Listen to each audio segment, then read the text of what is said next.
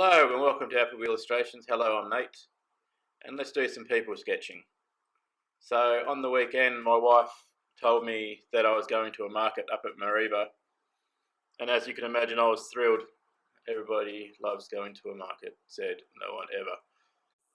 So after walking around the market for an hour with my wife and my daughter, I put to memory a couple of people that I saw, and then when I got home I drew this from memory. So I basically did the basic shapes and then worked in the finer details. It worked out well because this guy had like a comb over, big ears, had a belt so high up on his waist it wasn't funny, and he wasn't an older gentleman, but generally speaking when you're drawing people, the older people are far more interesting to draw than young people. Young people tend to all dress the same, even though they try to be individual. They're actually acting more like a group, all wearing the same. But when you look at elderly people, they just wear what they feel comfortable in, and it was the same for this guy. So now that I'm coming to the end of this actual sketch itself, I start thinking about the colours. So I think back to what he was wearing, think back to his like skin tones and stuff like that. And to be fair, I'm very limited into how many colours I can use because I think I've got about 20 markers all up. 3 of those being 4 of those being just for skin. So there's not much. I don't have a great choice, but because you can blend these colours, it really does help. I love the Copic markers.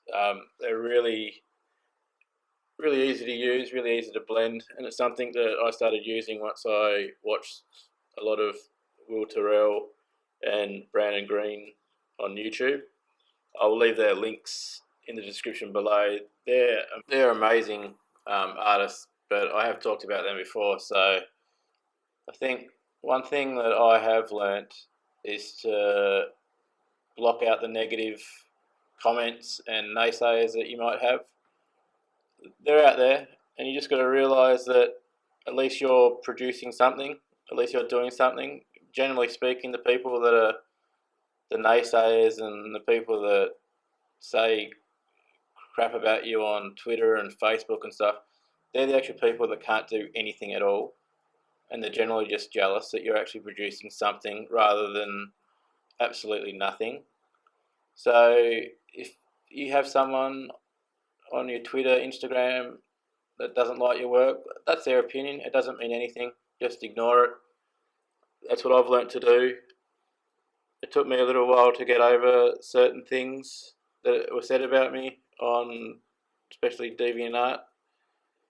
But you learn that their opinions mean absolutely nothing. If you enjoy what you're doing, just keep doing it.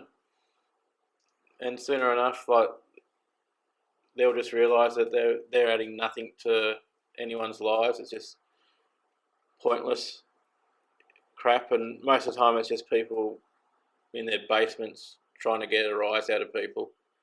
So just ignore comments like that. That's my 2 cents worth. So anyway, back to this picture that I'm actually drawing. So about halfway through it, I always tend to like to add a bit of my line work.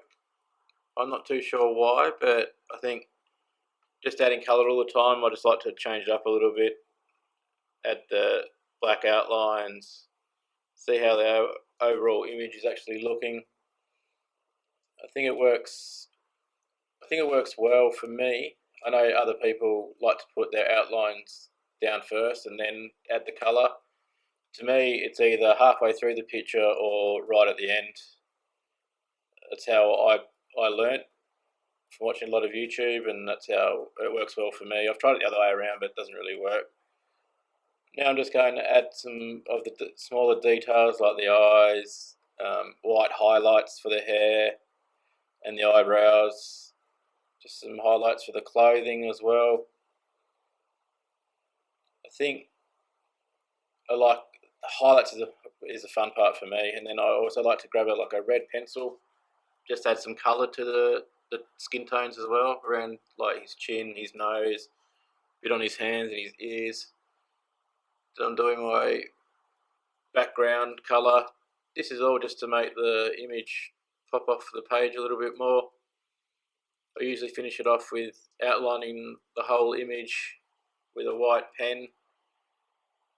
Again, these are all tricks that I've just learnt by watching a lot of YouTube, following a lot of artists on Instagram, and I just use bits and pieces of what works for them, add it to my own style, and basically that's how I'm learning. So I'm still learning. I think every artist is still learning.